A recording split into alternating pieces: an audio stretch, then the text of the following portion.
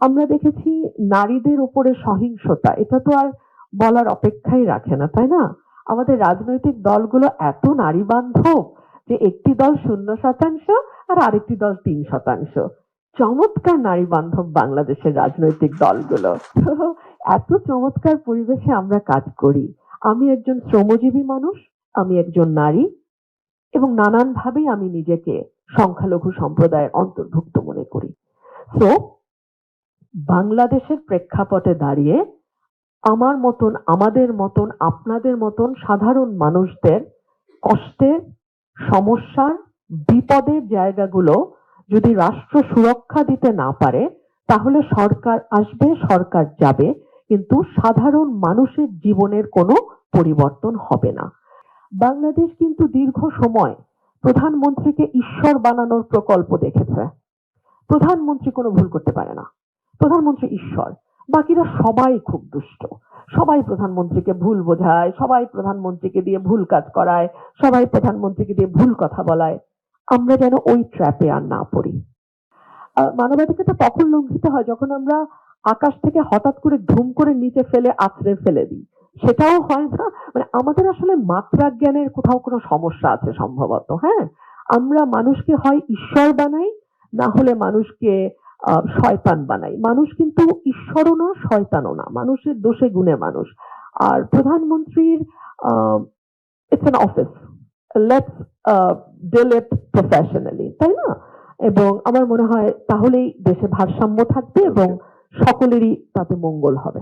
এই সরকারের স্ট্যান্ডটা হচ্ছে যে এতগুলো অধ্যাদেশ 30 দিনের মধ্যে আমাদের পক্ষে আইনে পরিণত করা সম্ভব নয়, তাহলে আমাদের প্রতিদিন 4.5টা করে অধ্যাদেশকে আইনে পরিণত করতে হবে।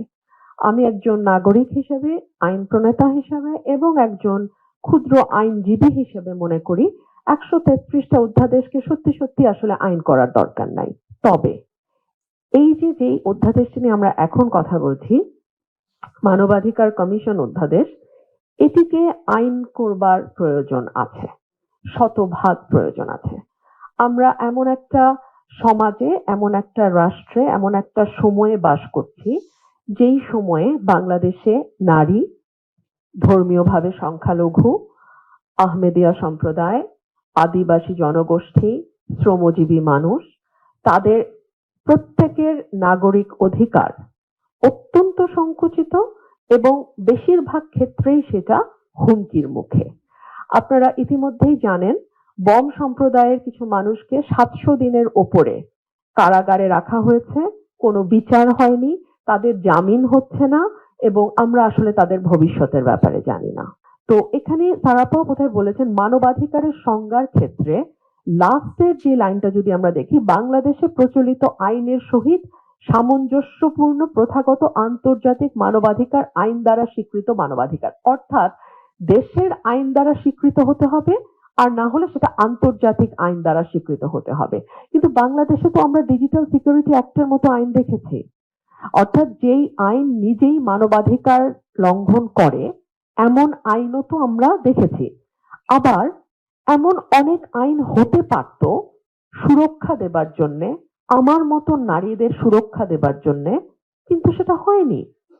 তো মানে এই সংজ্ঞাটাকে সংকুচিত না করে সংজ্ঞাটাকে যদি আমরা খোলা রাখি, তাহলে যারাই এগ্রিভড ফিল করেন বা কেউ যদি মনে করেন তার মানবাধিকার লঙ্ঘিত হচ্ছে, তিনি যেন অন্তত একটা ফোরাম পান কথা বলার, অ্যাটলিস্ট কমিশনে গিয়ে তিনি যেন কথা বলতে পারেন।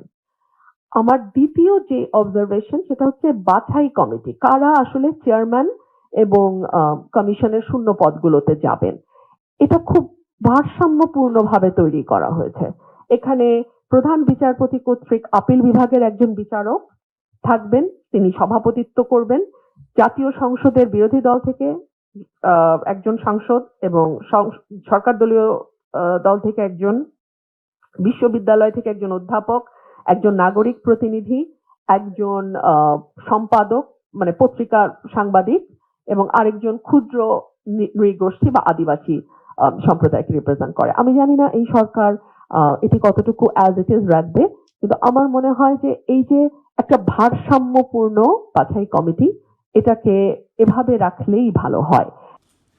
এই নির্বাচন তো 26 হওয়ার কথা ছিল না,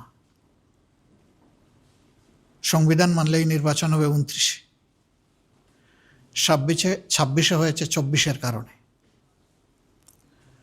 24-এর সীমাহীন ত্যাগ এবং তিতিক্ষার উপর অসংখ্য জীবনের বিনিময়ে অসংখ্য মানুষের আহত পঙ্গুত্ব বরণ করার বিনিময়ে এবং টানা 15.5 বৎসর বিপুল সংখ্যক মানুষের জীবনদান, তাদের খুনের বিনিময়ে, রক্তের বিনিময়ে, আয়নাগরের বিনিময়ে, জেল জুলুমের বিনিময়ে, দেশান্তরিত হওয়ার বিনিময়ে এই 24 সংগঠিত হয়েছে। আমরা 47, 71, মাঝখানে 52 আছে, 90 আছে। জাতির এই টার্নিং পয়েন্টগুলোকে যেমন আমরা ধারণ করি, আমরা সিরিয়াসলি ধারণ করি 24-কে। দুইবার দেশ স্বাধীনতার মুখ দেখলেও স্বাধীন নাগরিক হিসাবে এদেশের মানুষেরা তাদের অধিকার ভোগ করতে পারেনি, বরঞ্চ দফায় দফায় স্বৈর শাসন এই জাতির ঘাড়ে চেপেছে। দুঃশাসনের কবলে জাতি পিষ্ট হয়েছে। দুর্নীতির কারণে জাতি সরাসরি প্রত্যেকটি নাগরিক ক্ষতিগ্রস্ত হয়েছে। মানুষ অধিকার হারা হয়েছে। সর্বক্ষেত্রে বৈষম্য প্রতিষ্ঠিত হয়েছে। এই জন্য জুলাই যোদ্ধাদের মূল স্লোগান ছিল উই ওয়ান্ট জাস্টিস। আমরা সব ক্ষেত্রে সুবিচার চাই, বৈষম্যহীন একটি সমাজ চাই। এই সমাজ গড়ার জন্যেই এবার এই নির্বাচনের সাথে আরেকটা নির্বাচন হয়েছে, সংসদ নির্বাচন এবং সংস্কার পরিষদের নির্বাচন। যে অর্ডিন্যান্সের কারণে এই নির্বাচন, একই অর্ডিন্যান্স বলেছে দুটি নির্বাচন একই দিনে হবে। একটা সংস্কার বিষয়ে জনগণের মতামত, গণভোট, আর একটা হচ্ছে সংসদ নির্বাচন হয়েছে। ফলাফল যেটা হয়েছে সেটা আপনারা দেখেছেন। আমরা দেশের বৃহত্তর স্বার্থে এই ফলাফল মেনে নিয়েছি, দুটা ফলাফলই মেনে নিয়েছি। একটি নির্বাচনকে আলাদা করে আরেকটি থেকে দেখার কোনো সুযোগ নেই। এই নির্বাচন দুটি একটি আরেকটি সম্পূরক। বরঞ্চ প্রথম ফাংশন শুরু হবে এই নির্বাচিত সদস্যদের সংস্কার পরিষদের সদস্য হিসেবে, এবং তারও কিছু মেয়াদ উল্লেখিত আছে। এই কাজটি সম্পন্ন হওয়ার পরে অটোমেটিক্যালি তারাই আবার সংসদ সদস্য হিসাবে ফাংশন শুরু করবে। এই জন্যে ওই একই অর্ডিন্যান্সকে সম্মান করে আমরা প্রথম দিনে দুটি শপথ নিয়েছি। প্রথম শপথ হয়েছে সংস্কার পরিষদের সদস্য হিসাবে, দ্বিতীয় শপথটি হয়েছে সংসদ সদস্য হিসাবে। আমরা দুই জায়গায় শপথ নিয়েছি, দুই জায়গায় আমরা স্বাক্ষর করেছি। কিন্তু দুঃখের বিষয়, এখন পর্যন্ত সরকারি দল প্রথম শপথটি তারা নেননি। আমরা তাদের প্রতি আহ্বান জানাবো, আসুন জুলাইকে সম্মান করি। জুলাইকে সম্মান করলেই 24 থাকলেই 26 হবে, নইলে 26-এর অস্তিত্ব থাকে না। 24-কে অমান্য অগ্রাহ্য করে পাশ কাটিয়ে 26 এই জাতির জন্য কোনো সুখবর নয়। তারা নেননি, আমরা আশা করতে চাই তারা নিয়ে এই কাজটি দ্রুত সম্পন্ন করবেন। তাহলে 24-এর এত জীবনদান, এত শাহাদাত, এত পঙ্গুত্ব, এত আহত, তার সার্থকতা পাবে। মনে রাখবেন যে এটা বাংলাদেশে যারা ভোট প্রয়োগ করেছেন তাদের 69% মানুষের পক্ষে রায় দিয়েছেন। এটাকে অগ্রাহ্য করার কোনো সুযোগ নেই। আমরা এর পক্ষে ভূমিকা রেখে যাব এবং আমরা চাইব যে 4টি বিষয়ে গণভোটে দেওয়া হয়েছিল তার সবগুলি হুবহু গ্রহণ করা হোক, বাস্তবায়ন করা হোক। আমাদের পক্ষ থেকে এই বিষয়ে সর্বাত্মক সহযোগিতা থাকবে ইনশাল্লাহ। বাকি অধিবেশন শুরু হলে আরও যে সমস্ত বিষয় প্রসঙ্গক্রমে আসবে, এই বিষয়গুলো নিয়ে আমরা আলোচনা করেছি এবং আমরা এটা স্থির করেছি যে আমরা অবশ্যই অপ্রাসঙ্গিক কোনো ভূমিকা রাখবো না, আমরা প্রাসঙ্গিক ভূমিকা রাখবো। আমরা আগেই বলেছি, বিরোধিতার জন্য বিরোধিতা নয়, সহযোগিতা করতে হলে সেটা দেশ এবং মানুষের জন্য, আর বিরোধিতাও করতে হলে দেশ এবং মানুষের অধিকারের জন্য। এ লড়াই ইনশাআল্লাহ আমরা সংসদে করব, প্রয়োজনে এই লড়াই রাজপথেও হবে। এটা গণতন্ত্রের সৌন্দর্য। আমরা এই সমস্ত বিষয় নিয়ে হুটহাট করে আদালতে যাওয়াটা আমরা সহজে দেখব না, কিন্তু একান্ত বাধ্য না হলে। আমরা যদি একান্ত বাধ্য হই তাহলে হয়তো আমরা আদালতের আশ্রয় নিতে পারি কোনো কোনো বিষয়ে। তো আমরা প্রথমে এগুলা প্রেডিক্ট করতে চাই না। প্রথমে চাই যে সকল ব্যাপারে সংসদের যিনি অভিভাবক, যিনি সভাপতিত্ব করবেন, স্পিকার মহোদয় ইনসাফ করবেন, বিরোধী দলকে যথেষ্ট সুযোগ দেবেন। তাহলে গণতন্ত্রের সৌন্দর্য শুধু ফুটে উঠবে না, গণতন্ত্র টেকসই হবে। যে গণতন্ত্রটা এখনো বাংলাদেশ পায়নি, আমরা প্রত্যাশা করতে চাই এই ত্রয়োদশ সংসদের মাধ্যমে সেটা যেন বাংলাদেশ পায়। আপনাদের সহযোগিতা অব্যাহতভাবে আমরা কামনা করি এবং আমরা যাতে একটি দায়িত্বশীল বিরোধী দল হিসাবে 11 দলের নির্বাচিত সংসদ সদস্যরা আমরা দায়িত্ব পালন করতে পারি। আপনারা দোয়া করবেন, সহযোগিতা করবেন। আমরা দেশবাসীকে আরেকবার কৃতজ্ঞতা জানাই। তাদের রায়ের যেটুকুই প্রতিফলন হয়েছে, তারা আমাদের বক্তব্যকে ধারণ করে সমর্থন করে আমাদেরকে যতটুকুই নির্বাচিত করেছেন, ভোট দিয়েছেন, আমরা সকলের কাছে কৃতজ্ঞ। এবং এখানে আমরা আলাদাও করতে চাই না। এই নির্বাচনে সার্বিকভাবে অংশগ্রহণের জন্য আমরা দেশবাসীকে আন্তরিক অভিনন্দন এবং মোবারকবাদ জানাতে চাই। দেশের বাইরে যারা আছেন তারা আমাদের আত্মার অংশ।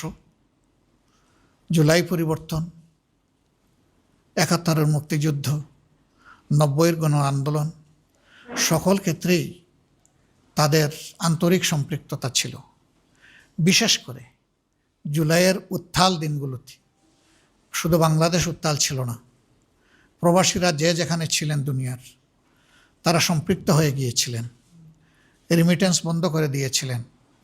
রাস্তায় বিভিন্ন দেশ আছে যেখানে নেমে মিছিল করা যায় না, তারা এগুলা ভুলে গিয়ে দেশের পক্ষে মিছিল করেছেন, কারাগারে নিক্ষেপ হয়েছেন, তাদের উপর শাস্তি আরোপ করা হয়েছে।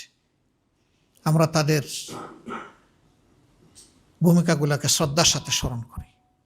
আবার অনেকে তারা মিডিয়ার মাধ্যমে, লেখনের মাধ্যমে শক্তিশালী ভূমিকা পালন করেছেন। তাদের সবাইকে আমরা কৃতজ্ঞতা জানাই, ধন্যবাদ জানাই। এবং একই সাথে বাংলাদেশের রাজনীতির মূল ধারায় আমাদের প্রবাসী ভাই বোনেরাও যাতে সম্পৃক্ত হতে পারেন, তার প্রথম পদক্ষেপ হিসাবে আপনারা জানেন আমরাই দাবি তুলেছিলাম যে প্রবাসীদের ভোটাধিকার নিশ্চিত করতে হবে।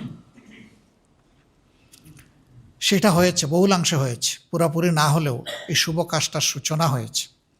আগামীতে এটা আরও বিকশিত হবে আমরা আশা করি। আমরা এই একটা দাবি জোরালোভাবে বলেছিলাম, কারণ আমরা বিশ্বাস করি তাদের এই দাবিটা আদায় হলে, অধিকার প্রতিষ্ঠিত হলে, বাকি অধিকারগুলো, দাবিগুলো আদায় করা তাদের জন্য সহজ হবে। আমরা তাদেরকে সম্মান করি, আমরা রেমিটেন্স যোদ্ধা বলি, কিন্তু আমরা বীরদেরকে এখনও বীরোচিত সম্মান দিতে পারিনি। এই জন্যে প্রবাসী ভাই বোনদের সকল ক্ষেত্রে তাদের ন্যায্য পাওনা যাতে নিশ্চিত হয়, এই সংসদের মাধ্যমে আমরা সেই লড়াই চালিয়ে যাব। আমরা আশা করব দুর্নীতি আর দুঃশাসনের করাল গ্রাসে বাংলাদেশ নতুন করে আর পড়বে না। যদিও দুর্নীতি এখনও আমাদের সমাজের রন্ধ্রে রন্ধ্রে প্রবাহিত হচ্ছে, আমরা সবাই জানি। ইতিমধ্যে সরকারের বেশ কিছু পদক্ষেপ জনগণের কাছে গ্রহণযোগ্য হয়নি। আমরা আশা রাখব জনপ্রত্যাশা সামনে রেখে, বিশেষ করে জুলাইয়ের আকাঙ্ক্ষাকে ধারণ করে সরকার তার কার্যক্রম গ্রহণ করবে, যা জাতি এবং দেশকে উপকৃত করবে।